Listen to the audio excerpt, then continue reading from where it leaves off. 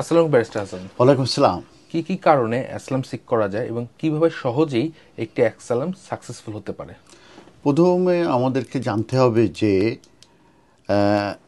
কোনো ইন্ডিভিজুয়াল কি কি কারণে অ্যাসাইলাম সিক করতে পারে, এবং সেক্ষেত্রে আমরা জানি যে তাদের একটি ফেয়ার অফ পারসিকিউশন থাকতে হবে তাদের কান্ট্রি অফ অরিজিনে, এবং তারা ওই ফেয়ার অফ পারসিকিউশনের কারণে তার কান্ট্রি অফ অরিজিনে তারা ফিরে যেতে পারবে না।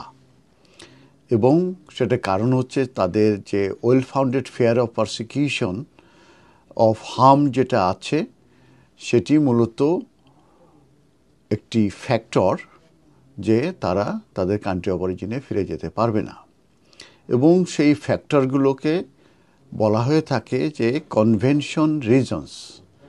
দ্যাট মিন্স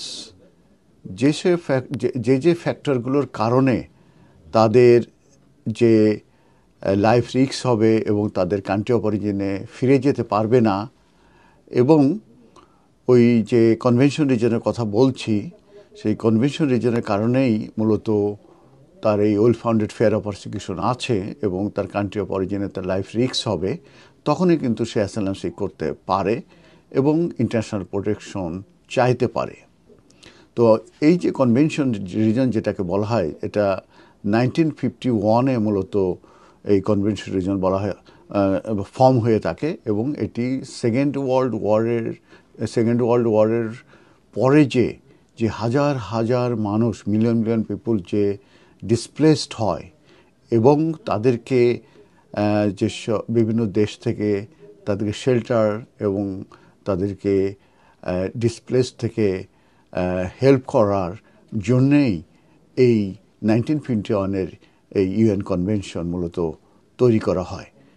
এবং সেটি সেই সময় ইউরোপিয়ানদের জন্য ছিল, ইউরোপ কান্ট্রিগুলোর জন্য ছিল, এবং পরবর্তীতে সেটা সারা ওয়ার্ল্ডের জন্য এটা ইউনিভার্সাল করা হয় 1967-এ। তো এই যে 1951-এ যে ইউএন কনভেনশন যে ফর্ম হয়, যে এই রিফিউজি ডেফিনেশন সহ কি কি কারণে দেয়া হবে এবং কেন দেয়া হবে এবং তারা কি কি ফ্যাসিলিটি পাবে, এই যে ডেফিনেশনটা করা হয়, সেটা মূলত 1951-এর কনভেনশন করা হয়। এখন যে কারণে মূলত অ্যাসাইলাম সিক করা যায় সেটা নিয়ে আমি এখন আলোচনা করব। প্রথমে আসছে যে রেস যেটা হচ্ছে যে জাতিগতভাবে যদি জাতিগত কারণে যদি কেউ যদি পারসিকিউটেড হয়ে থাকে এবং তার এই রেসের কারণে যদি তার রেসের যে ব্যাকগ্রাউন্ড আছে এটি কারণে যদি সে পারসিকিউটেড হয়ে থাকে, তাহলে কিন্তু সে অ্যাসাইলাম সিক করতে পারে। এরপরে যেটা হচ্ছে রিলিজন, নাম্বার 2।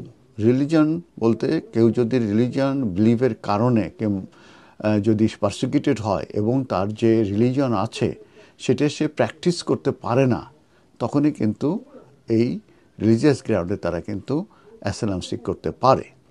এরপরে যেটা আছে সেটা হচ্ছে পলিটিক্যাল ওপিনিয়ন, যেটাকে রাজনৈতিক মতামত বলা হয়ে থাকে। কেউ যদি পারসিকিউশন ফেস করে থাকে এবং সেটার কারণ যদি পলিটিক্যাল ভিউজ অথবা অ্যাফিলিয়েশন থাকে, দ্যাট মিন্স কেউ যদি কোনো পলিটিক্যাল পার্টির সঙ্গে জড়িত হয় কিংবা তার যদি ইনভলভমেন্ট থাকে, অ্যাক্টিভিটিস থাকে, কিংবা সে লিডার থাকে কিংবা মেম্বার থাকে, এবং সেটার কারণে যদি সে এই তার লাইফ যদি রিস্ক হয়ে থাকে, ফেয়ার অফ পারসিকিউশন থাকে, সেক্ষেত্রে কিন্তু তারা অ্যাসাইলাম সিক করতে পারে, যেটা আমরা বেশিরভাগ ক্ষেত্রে বাংলাদেশের ক্ষেত্রে আমরা দেখেছি। এবং যে রিলিজন যেটা বলেছে সেটাও কিন্তু বাংলাদেশের ক্ষেত্রে প্রযোজ্য। যেরকম হিন্দু, বুদ্ধিস্ট, খ্রিস্টান, তারা যদি তাদের যে রিলিজন বিলিফ আছে সেটা যদি প্র্যাকটিস করতে না পারে, তার কারণে যদি পারসিকিউটেড হয়, তারা কিন্তু রিলিজিয়াস গ্রাউন্ডে কিন্তু তারা এই অ্যাসাইলাম সিক করতে পারবে।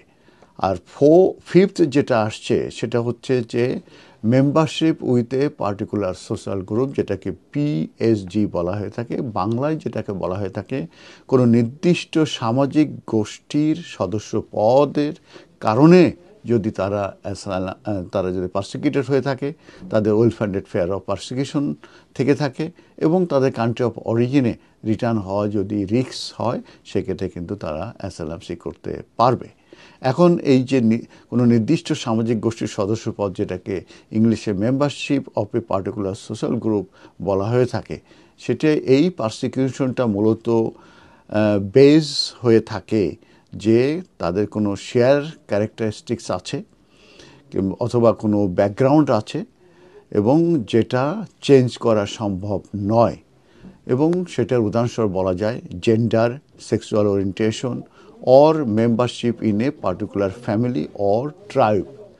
উদাহরণস্বরূপ কেউ যদি গে হয়ে থাকে, কেউ যদি লেসবিয়ান হয়ে থাকে, কারো যদি ওই আমরা জানি যে হিজড়া যারা আছে তাদের এই জেন্ডার কারণে যদি কান্ট্রি অফ অরিজিনে পারসিকিউটেড হয়ে থাকে, ওয়েল ফান্ডেড পারসিকিউশন হয়ে well funded fair of persecution থাকে, এবং তার লাইফ যদি রিস্ক হয়, যেরকম আমরা জানি যে গে কিংবা লেসবিয়ান হয়ে থাকে, এবং সেক্ষেত্রে দেখা যাচ্ছে তার কান্ট্রি অফ অরিজিনে ফিরে গেলে পরে সেখানে পেনাল কোড অনুযায়ী কিন্তু তাদের কিন্তু শাস্তি হতে পারে। পাকিস্তানে কিন্তু একই রকম, নাইজেরিয়াতেও কিন্তু একই রকম। এবং দেখা যাচ্ছে যে রিলিজিয়াস গ্রাউন্ড কিংবা সামাজিক গ্রাউন্ডে কিন্তু তারা কিন্তু প্রসিকিউটেড হবে এবং তাদের লাইফ কিন্তু রিস্ক হবে, এবং অনেকে আমরা দেখেছি যে তাদেরকে কিন্তু মেরে ফেলা হয়েছে। তো এই যে membership of particular social group, যেটা গে, লেসবিয়ান কিংবা যেটা এই সেক্সুয়াল ওরিয়েন্টেশন কিংবা জেন্ডারের কারণে যদি প্রসিকিউটেড হয়, তারা কিন্তু এটার ভিতরে পড়বে, তারা কিন্তু অ্যাসাইলাম সিক করতে পারবে। আর একটা জিনিস আমি বলছি, সেটা হচ্ছে যে অ্যাসাইলাম সিক করার পরে কিন্তু যে ইন্ডিভিজুয়াল অ্যাসাইলাম সিক করবে তাকে কিন্তু তার যে কেস সেটা কিন্তু তাকে প্রমাণ করতে হবে, তার যে রিজনিংয়ে সে অ্যাসাইলাম সিক করবে। এটা তাদের যদি কোনো এভিডেন্স থাকে, কান্ট্রি অফ অরিজিন থেকে অবজেক্টিভ এভিডেন্স থাকে, সেটা দিয়ে তাদের কিন্তু সেটা প্রমাণ করতে হবে। এবং তাদের যে স্ক্রিনিং ইন্টারভিউ, পরবর্তী ফুল অ্যাসাইলাম ইন্টারভিউ হয়, ফুল অ্যাসাইলাম ইন্টারভিউটার বেসিসে মূলত তারা ডিসিশন দেয়, এবং তখন কিন্তু আপনারা আপনাদের এভিডেন্স তখন কিন্তু সাবমিট করতে পারবেন। এবং ইন্টারভিউতে যদি আপনি ভালো করেন এবং তাদের কাছে মনে হয় যে আপনি ক্রেডিবল এবং আপনি জেনুইন অ্যাসাইলাম সিকার, এবং তখনই কিন্তু আপনার অন দ্য বেসিস এভিডেন্স এবং ইন্টারভিউ বেসিসে এবং অবজেক্টিভ এভিডেন্সের বেসিসে কিন্তু আপনার অ্যাসাইলাম তারা কিন্তু গ্রান্ট করতে পারে। করলে আপনাকে 5 ইয়ার্স লিভ টু রিমেন, পরে 5 ইয়ার্স পরে যে আপনারা ইনডিফিনিট লিভ টু রিমেন আপনারা পেতে পারেন। তো যে ফ্যাক্টরগুলো আমি বলছি যে well founded fair of persecution এবং এটা আছে, এবং স্টেট প্রোটেকশন দিতে তাকে ব্যর্থ হয়েছে, এবং 1951-এর যে কনভেনশন রিজন এবং 1967-এর যে প্রোটোকল আছে সেইটার যে রিজনিংগুলো আছে 5টা রিজনে, সেই 5টা রিজনের যেগুলো একটা রিজনের ভিতরে তাদের ক্লেম থাকতে হবে। এবং হিউম্যান প্রোটেকশন যদি কেউ 1951 কনভেনশন ভিতরে কারণে যদি না পেয়ে থাকে, কিন্তু তাদেরকে হিউম্যান প্রোটেকশন আন্ডারেও কিন্তু তাদেরকে স্ট্যাটাস দেওয়া সম্ভব।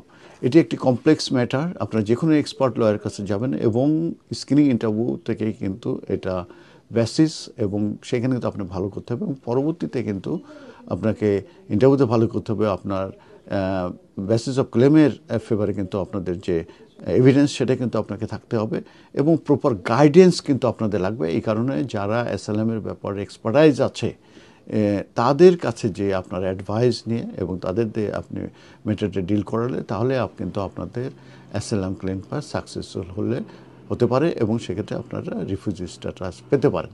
ধন্যবাদ।